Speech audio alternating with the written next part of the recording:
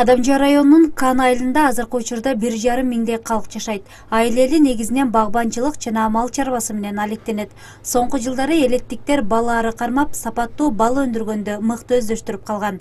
2019-жылы бул тармакты колдоо жана өнүктүрүү максатында аймакта атайын кооператив түзүлгөн.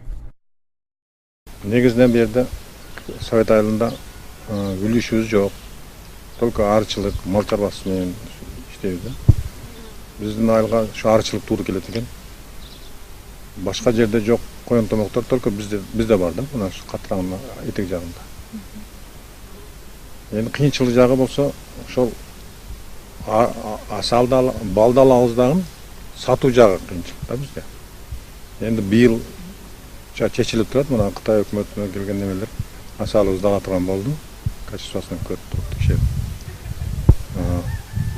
Негизинен кыйынчылык ушул сатуу эле да. Бал арылар негизинен айылдагы өрүктүн гүлүнөн, адрашман кийик отунун гүлүнөн бал алышат.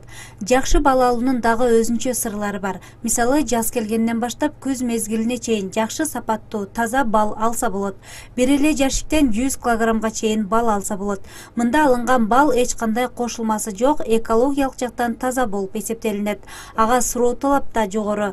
Жергиликтүүлөр өндүргөн продукциясын аймактагы базарларга сатышат.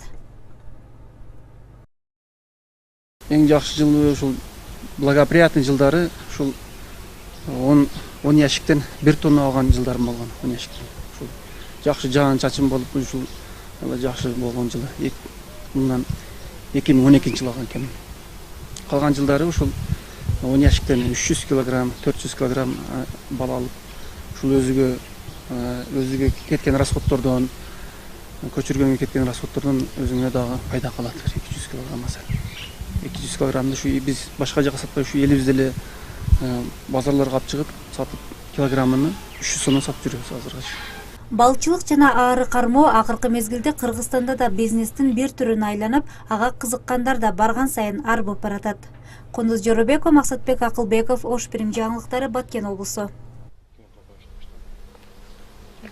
Bir yaşta eksemiyoruz da bu